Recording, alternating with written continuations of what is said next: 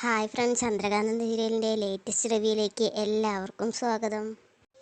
Gautam good night പറഞ്ഞ് കിടക്കാൻ നേരം നന്ദയോട് പറയും, ഒരു കാര്യം എനിക്ക് പറയാനുണ്ട് പറയും. അപ്പോൾ നന്ദ ചോദിക്കും, എന്താണെന്ന് ചോദിക്കും. അപ്പോൾ പറയും, അതെങ്കിലും നീ ഒന്ന് അനുസരിക്കോ, ഇന്നേ വെള്ളിയാഴ്ചയാണ്, മരിച്ചു പോയവരുടെ ആത്മാവ് ഇങ്ങനെ അലഞ്ഞു തിരിയുന്നതാണ്.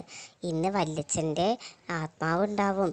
പിന്നെ നീ ഇവിടെ മറ്റുള്ളവരോട് പറയുന്ന ധിക്കാരൊന്നും വല്യച്ഛനോട് പറയരുത്. കയ്യിലെ AK-47 വെച്ച നടപ്പ്. ഇഷ്ടപ്പെട്ടിട്ടില്ലാത്ത എന്തേലും പറഞ്ഞാലോ കാച്ചിക്കളയും. സൂക്ഷിച്ചാൽ ദുഃഖിക്കേണ്ട എന്നൊക്കെ പറഞ്ഞിട്ട് ഗൗതം ഇങ്ങനെ കിടക്കും.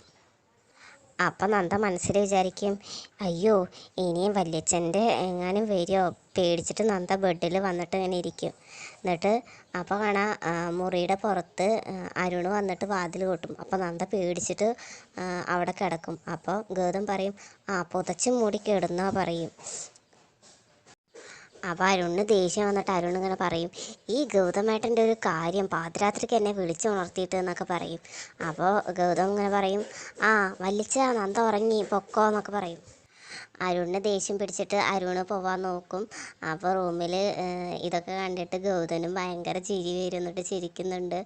വല്ലിച്ചൻ വന്നിട്ടുണ്ട്, വേഗം പുതച്ചു മൂടി കിടന്ന് ഉറങ്ങിക്കോന്നൊക്കെ നന്ദയോട് ഇങ്ങനെ പറഞ്ഞിട്ട് ഗൗതം ഇങ്ങനെ ചിരിച്ചുകൊണ്ടിരിക്കും. പിന്നെ കാണിക്കുന്നത് രാവിലെയാണ്. രാവിലെ ഗൗതം എക്സസൈസ് ചെയ്യുമ്പോൾ നമ്മുടെ പിങ്കി അടുത്ത് വന്നിരുന്നിട്ട് ഇങ്ങനെ ചിരിച്ചിട്ട് ഇങ്ങനെ നോക്കും. അപ്പോൾ ഗൗതം എക്സസൈസ് ചെയ്യണം നിർത്തിയിട്ട് വരുമ്പോഴാവും പിങ്കി ഇങ്ങനെ നോക്കുന്നുണ്ട്. അപ്പോൾ പിങ്കി ചോദിക്കും, എന്താ ഗൗതം ഞാനിങ്ങനെ നോക്കിക്കൊണ്ട് നിൽക്കുന്നത് കാരണമാണോ നീ എക്സസൈസ് മുടക്കിയത് എന്നൊക്കെ പറയും. എന്നിട്ട് പിങ്കി ചോദിക്കും, അതെ ഇന്നലെ എൻ്റെ മുറിയിൽ വന്നതിന് നന്ദ പൊട്ടിത്തെറിച്ചോ അതോ നീ പ്രിയതമ്മയുടെ കാല് പിടിച്ചോ? പിങ്കിക്ക് ഇപ്പം എന്താന്നൊക്കെ ഗൗതം ഇങ്ങനെ ചോദിക്കും. അപ്പോൾ പിങ്കി പറയും, എനിക്ക് ഗൗതമിൻ്റെ കാര്യത്തിലാണ് പ്രയാസം.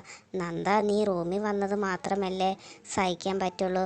അവൾ രാമേശ്വരത്ത് വെച്ചിട്ട് നമ്മൾ കണ്ടതും പരിചയപ്പെട്ടതും പിന്നെ ഒരു ജ്യൂസിൽ ഒരു സ്ട്രോ ഇട്ട് കുടിച്ചതും ഇതൊക്കെ കണ്ടാൽ നന്ദയ്ക്ക് ദഹിക്കാൻ തന്നെ കഴിയില്ല എന്നൊക്കെ തന്നെ പറയും. പിന്നെ എനിക്ക് അമ്പലത്തിൽ വരാൻ പറ്റാതായപ്പോൾ ഗൗതം ഒറ്റയ്ക്ക് പോയതും ഗൗതത്തിൻ്റെ ഷർട്ട് പിടിച്ച് ഞാൻ കുറേ നേരം കെട്ടിപ്പിടിച്ചിരുന്നതും അതൊന്നും എനിക്ക് മറക്കാൻ പറ്റില്ല.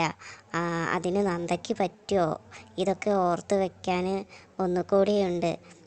ആദ്യ രാത്രിയിൽ ഒരു പെണ്ണിന് മനസ്സമാധാനം കിട്ടാൻ വേണ്ടിയിട്ട് ഒരു സ്വാതന്ത്ര്യം കിട്ടാൻ വേണ്ടിയിട്ട് വിളിച്ച ആ പെൺകുട്ടിയെ ഓർമ്മയുണ്ടോ ഗൗതത്തിന് എന്നൊക്കെ പറയും. അപ്പോഴൊക്കെ മറ്റൊന്നിനേക്കാളും വലുത് എനിക്ക് എൻ്റെ പ്രണയം തന്നെയാണ്. അതൊക്കെ നന്ദയ്ക്കാവുമോ എന്നൊക്കെ ഇങ്ങനെ പിങ്കി ഗൗതത്തിനോട് ഇങ്ങനെ ചോദിക്കും. അപ്പോൾ ഗൗതം പറയും, പ്ലീസ് ഒന്ന് നിർത്തുമോ, എന്തിനാ ഇങ്ങനെ പഴയതൊക്കെ ഇങ്ങനെ ഓർമ്മിച്ചിരിക്കുന്നത്? ചിന്തിച്ച് സമയം കളയാതെ ഇപ്പോൾ നമ്മൾ ചിന്തിക്കുന്നത് കുറച്ച് ജീവിത ലക്ഷ്യങ്ങൾക്ക് വേണ്ടിയാണ്, അതൊക്കെ നേടിയെടുക്കാൻ നോക്കുക എന്നൊക്കെ പറഞ്ഞിട്ട് ഗൗതം ഇങ്ങനെ പോകുന്നു. അപ്പോൾ പിങ്കി ഇങ്ങനെ മനസ്സിൽ വിചാരിക്കും, എനിക്കറിയാം ഗൗതം, നിങ്ങളുടെ മനസ്സും കണ്ണും നിറഞ്ഞാണ് ഇവിടെ നിന്ന് പോയിരിക്കുന്നത്. അങ്ങനെയൊന്നും മനസ്സിൽ നിന്ന് പറിച്ചു കളയാൻ ആവില്ല ഗൗതം എന്നൊക്കെ ഇങ്ങനെ പറയും. പിന്നെ കാണിക്കുന്നത് ഗൗതത്തിൻ്റെ റൂമിലാണ്. റൂമിൽ ഗൗതം ഇങ്ങനെ ഷേവ് ചെയ്യാവും. അപ്പോഴാവും നമ്മുടെ നന്ദ അങ്ങോട്ടേക്ക് വരുന്നത്. അപ്പോൾ നന്ദ പുറകിൽ കൂടെ പോയിട്ട് എന്നെ പേടിപ്പിക്കും. അപ്പോൾ ഗൗതം, ഇപ്പോഴാണോ നിൻ്റെ പേടിപ്പെടുത്തലെന്നൊക്കെ? ഒരു IPS ഉദ്യോഗസ്ഥൻ ഒരു ജഗന്നാഥനാലിനെ വിറപ്പിച്ച പോലീസാണോ ഈ പേടിക്കുന്നത്? അതും ഈ പീക്കിരി പെണ്ണിൻ്റെ ഇതിനെന്ന് പറയും. അപ്പോൾ ഗൗതം പറയും, പിന്നെ ബ്ലേഡിന് മുന്നിൽ എന്ത് എന്നൊക്കെ ചോദിക്കും. അപ്പോൾ പറയും, എന്താ ഇപ്പോൾ? നന്ദ ചോദിക്കും, എന്താ ഇപ്പോൾ വൈകുന്നേരം ഒരു ഷേവ് ചെയ്യുന്നത് പറയും. അപ്പോൾ ഗൗതം പറയും, ഞാൻ നാളെ ഡ്യൂട്ടിക്ക് കയറുകയല്ലേ അതുകൊണ്ടാണെന്നൊക്കെ പറയും. ഡ്യൂട്ടിക്ക് കയറുന്നതൊക്കെ കൊള്ളാം, പക്ഷേ ആ നാടിനെ വിറപ്പിച്ച ആ ജഗന്നാഥനെ പിടിച്ചതിന് ശേഷം മതി, എനിക്ക് അഭിമാനമാണ് എന്നൊക്കെ പറയും. അപ്പോൾ ഗൗതം പറയും, എന്നെ കൊല്ലാൻ തന്നെയാണോ തീരുമാനിച്ചിരിക്കുന്നത് പറയും.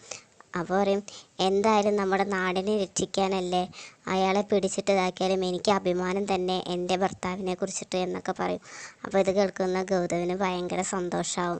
പിന്നെ നന്ദ പറയും, ഒരു കാര്യം പറയാൻ മറന്നു, ഇതിലൊന്ന് ഒപ്പിടണം ചോദിക്കും. അപ്പോൾ ഇതെന്താ പറയും, ഗൗതം സാറ് നാളെ ഡ്യൂട്ടിക്ക് പോകുമ്പോൾ ഞാൻ 2 ദിവസം ടൂറിന് പോവുകയാണ്, സ്റ്റഡി ടൂർ എന്ന് പറയും. അപ്പോൾ അതാണ് അത്ര വലിയ കാര്യം എന്നൊക്കെ പറയും. എന്നിട്ട് ഗൗതം സാർ ഇതിൽ ഒപ്പിടണം, രക്ഷകർത്താവ് ഒപ്പിടണം എന്നൊക്കെ പറയും. അതിനെന്താ ഒപ്പിട്ട് തരാമല്ലോ എന്നൊക്കെ പറയും. ആദ്യമൊന്ന് വിസമ്മതിക്കും. എന്നിട്ട് പറയും, എനിക്ക് മാർക്ക് കിട്ടണതാണ്, ഇൻറ്റേർണൽ മാർക്ക് കിട്ടണതാണ്, ഗൗതം സാർ ഒപ്പിടണം പറയും. ഒപ്പിടാം, ഞാനൊന്ന് നോക്കട്ടെ എന്നൊക്കെ പറയും. എന്നിട്ട് ഒപ്പിട്ട് കൊടുക്കും. അപ്പോൾ ഇതൊക്കെ നമ്മുടെ പവിത്ര ഒളിച്ചിരുന്ന് കാണുന്നുണ്ടാവും, കേൾക്കുന്നുണ്ടാവും. എന്നിട്ട് നന്ദ പറയും, ഇനി ഞാൻ പറയാൻ പോകുന്നത് കേൾക്കുമ്പോഴാണ് ഗൗതം സാറിന് ടെൻഷൻ കൂടുതലാവുമായിരിക്കും. അപ്പോൾ എന്താ ശരിക്കും, ഞാൻ പോകുന്നത് ഒറ്റയ്ക്കല്ല, 19 പേരുണ്ട്. ആ 19 പേരിൽ 18 പേരും ബോയ്സാണ്, ഞാൻ മാത്രമേ പെൺകുട്ടിയായിട്ടുള്ളൂ എന്നൊക്കെ പറയും. ഓ, ഇതിലാണ് എന്തിരിക്കുന്നത്, സാറിന് ടെൻഷൻ അടിച്ചില്ല. ടെൻഷൻ അടിച്ചത് ഞാനല്ല, നിന്നെ സഹായിക്കുന്ന ആ പിള്ളേരെ കുറിച്ചിട്ടാണ് എന്നൊക്കെ പറയും. അപ്പോൾ ഇത് കേൾക്കുന്ന പവിത്ര വേഗം ഓടും. എന്നിട്ട് താഴെ പോയിട്ട് പറയും. എന്നിട്ട് ഗൗതം പറയും, 2 ദിവസം നിന്നെ കാണാതിരിക്കുന്നതിൽ വിഷമമുണ്ട് എന്നൊക്കെ പറയും. അപ്പോൾ നന്ദയും പറയും, എനിക്കും സാറിനെ പിരിഞ്ഞിരിക്കുന്നതിൽ വിഷമമുണ്ട് പറഞ്ഞിട്ട് രണ്ടാളും പരസ്പരം ഇങ്ങനെ നോക്കും. എന്നിട്ട് നന്ദ പറയും, സാറിന് ഞാൻ ഡ്രീം ചെയ്ത് തരട്ടെ ചോദിക്കും, ഞാൻ ഡ്രീം ചെയ്ത് എന്തെങ്കിലും പ്രശ്നമുണ്ടോ ചോദിക്കും. അപ്പോൾ ഗൗതം പറയും, ഇല്ല പറയും. എങ്കിൽ നല്ല അനുസരണയോടുകൂടി അനുസരണയുള്ള കുട്ടിയായിട്ട് വന്നിരിക്കുന്നൊക്കെ പറയും. രണ്ടാളും പരസ്പരം ഇങ്ങനെ നോക്കും. ഗൗതത്തിന് ഭയങ്കര ഇഷ്ടമാവും അതൊക്കെ. പിന്നെ കാണിക്കുന്നത് അവിടെ ഹാളിൽ എല്ലാവരും ഇരുന്ന് ചർച്ച ചെയ്യാവും. ഗൗതത്തിൻ്റെ അച്ഛൻ താഴെ ഇരുന്ന് പറയാവും, എന്നാലും എൻ്റെ മോഹിനി ഒരു 10-15 ആൺപിള്ളേരുടെ കൂടെയാണ് പോകുന്നത്. അപ്പോൾ പവിത്ര 15 വല്യച്ഛ, 19 പറയും. അപ്പോൾ അതിന് അവളെ പറഞ്ഞിട്ട് എന്തിനാ, അവനെ പറഞ്ഞാൽ പോരെ എന്നൊക്കെ അങ്ങനെ മോഹിനി ഇങ്ങനെ പറയും. അപ്പോൾ ലക്ഷ്മി പറയും, അവൾ പോകുന്നത് സ്റ്റഡി ടൂറിനാ എന്നൊക്കെ പറയും. അപ്പോൾ അച്ഛൻ പറയും, ഓ, അവളുടെ വക്കീൽ ഇവിടെ തന്നെ ഉണ്ടായിരുന്നു ചോദിക്കും. അപ്പോൾ ലക്ഷ്മി പറയും, ആ, അവിടെ തന്നെ ഉണ്ട്. എന്നിട്ട് അച്ഛൻ പറയും, നിനക്ക് ഇങ്ങനെ ഒരു മോളുണ്ടായിരുന്നെങ്കിൽ നീ പറഞ്ഞു വിടുകയോ ചോദിക്കും. അപ്പോൾ ലക്ഷ്മി പറയും, ആ, എനിക്കങ്ങനെ ഒരു മോളുണ്ടെങ്കിൽ അവൾ പോവില്ല എന്ന് പറഞ്ഞാൽ ഞാൻ അവളെ പറഞ്ഞയക്കുമെന്ന് പറയും. അപ്പോൾ മോഹിനി പറയും, എനിക്കിങ്ങനെ ഒരു മോളുണ്ടെങ്കിൽ ഞാൻ വിടില്ല, ഈ പവിത്രയാണെങ്കിൽ പോലും ഞാൻ അവളെ കയ്യും കാലും തല്ലി ഒടിച്ചിടും. അപ്പോൾ പവിത്ര പറയും, പിന്നെ ഞാനൊന്നും പോവില്ല, എൻ്റെ അരുണേട്ടനായ എൻ്റെ ഭർത്താവ് വിളിച്ചാൽ പോലും ഞാൻ എവിടേക്കും പോവില്ല പറയും.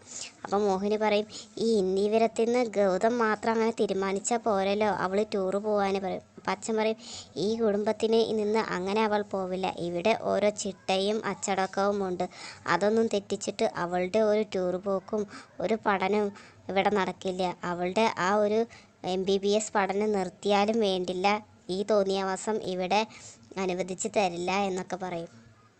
അപ്പോഴാവും നമ്മുടെ ഗൗതം നന്ദയും അങ്ങോട്ടേക്ക് വരിക. അപ്പം അച്ഛൻ പറയും, എന്താടാ ഗൗതം, ഈ കുടുംബത്തിന് നിങ്ങൾ 2 പേരും മാനം കെടുത്തുക എന്നൊക്കെ ചോദിക്കും. അപ്പോൾ ഗൗതം പറയും, അച്ഛൻ എന്താ അങ്ങനെ ഉദ്ദേശിച്ചതെന്നൊക്കെ കേൾക്കും. അപ്പം അച്ഛൻ പറയും, ഓ, അവനെ ഒന്നും അറിയാത്തതും പോലെ എന്ന് പറയും. എന്നിട്ട് പറയും, 10-15 ആൺപിള്ളേരുടെ കൂടെ ഇവള് ടൂറ് പോകാൻ നിൽക്കുകയാണ് എന്നൊക്കെ പറയും. ഈ കുടുംബത്തിൻ്റെ അഭിമാനമുണ്ട്, അത് നശിപ്പിക്കാനാണോ എന്നൊക്കെ ചോദിക്കും. അപ്പോൾ മോഹിനി പറയും, അതന്നെ, ഈ കുടുംബത്തിൻ്റെ ചീത്തപ്പേര് വരുത്താനാണ് ഇവൾ ടൂറ് പോകുന്നതെന്നൊക്കെ പറയും. അപ്പോൾ ഗൗതം മോഹിനി ചെറിയമ്മോട് ചോദിക്കും. മോഹിനി ചെറിയമ്മ ഭഗവാനെ തൊഴാൻ അമ്പലത്തിൽ പോകുമ്പോൾ അവിടെ മുഴുവൻ ആണുങ്ങളാവും, ചെറിയമ്മ തൊഴാതെ അമ്പലത്തിൽ നിന്ന് പോവുകയോ ചോദിക്കും. അപ്പോൾ അച്ഛൻ ചോദിക്കും, നീ ക്ഷേത്രം ഇതും ഒരുപോലെ കാണണ്ട പറയും. അപ്പോൾ പറയും, വിദ്യാലയം ഒരു ക്ഷേത്രം തന്നെയാണ്, അതിലൊരു ഇതുമില്ല എന്നൊക്കെയാണ് ഗൗതം ഇങ്ങനെ പറയും. അപ്പം അച്ഛൻ പറയും, എന്തായാലും ഇവൾ ഇവിടുന്ന് ടൂറിന് പോവില്ല, ഇവളുടെ പഠിപ്പ് നിർത്തിയാലും വേണ്ടിയില്ല എന്നൊക്കെ പറയും. അപ്പോഴാവും പിങ്കി ഇങ്ങനെ മനസ്സിൽ ചിന്തിക്കുക, നന്ദ 2 ദിവസം ടൂറിന് പോയിട്ടുണ്ടെങ്കിൽ ഗൗതത്തിനോട് കുറച്ച് നേരം എനിക്ക് സംസാരിക്കാം, എനിക്ക് നല്ല ഇതിൽ പെരുമാറണം എന്നൊക്കെയാണ് ഇവളിങ്ങനെ പിങ്കി ഇങ്ങനെ ആലോചിക്കും. അപ്പോൾ പിങ്കി പറയും, വല്യച്ഛ, പഴയ കാലം എന്നല്ലല്ലോ, ഇപ്പോൾ പുതിയ കാലമല്ലേ, അപ്പോൾ ഞാൻ തന്നെ എൻ്റെ പഠിപ്പിന് വേണ്ടിയിട്ട് ഒറ്റയ്ക്കല്ലേ എല്ലാ ഇന്ത്യ മുഴുവൻ നടന്നത്, അതുപോലെ നന്ദ ടൂറെന്ന് പറയുന്നത് സ്റ്റഡി ടൂറല്ലേ, അവൾക്കതിന് മാർക്കും കിട്ടും, അവൾ പോയി വരട്ടെ വല്യച്ഛ, ഇതെൻ്റെ അഭിപ്രായമാണ്, എൻ്റെ അഭിപ്രായം വല്യച്ഛൻ മാനിക്കുമെന്നാണ് പ്രതീക്ഷിക്കുന്നത്, എൻ്റെ അഭിപ്രായത്തിനൊരു വില ഉണ്ടാവില്ലേ എന്നൊക്കെ പിങ്കി ഇങ്ങനെ പറയും. അപ്പോൾ ഇത് കേൾക്കുന്ന നന്ദയ്ക്ക് ഭയങ്കര ടെൻഷനാവും, എന്താ ഇവളെ ഇങ്ങനെ പറഞ്ഞതെന്നൊക്കെ വിചാരിച്ചിട്ട്.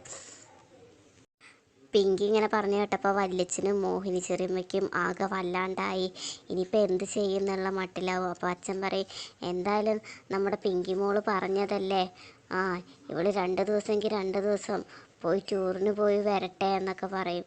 അപ്പോൾ ഇത് കേൾക്കുന്ന നന്ദയ്ക്കാകെ ടെൻഷനാവും, എന്താണ് പിങ്കി ഇങ്ങനെ പറഞ്ഞതെന്ന് ആലോചിച്ചിട്ട് നന്ദ അങ്ങനെ നോക്കാവും. അതോട് കൂടിയിട്ട് ഇന്നത്തെ എപ്പിസോഡ് കഴിഞ്ഞു. അപ്പോൾ ഈ റിവ്യൂ ഇഷ്ടപ്പെട്ടിട്ടുണ്ടെങ്കിൽ തീർച്ചയായിട്ടും ഒന്ന് ലൈക്ക് ചെയ്ത് സപ്പോർട്ട് ചെയ്യുക, സബ്സ്ക്രൈബ് ചെയ്യുക. Thank you.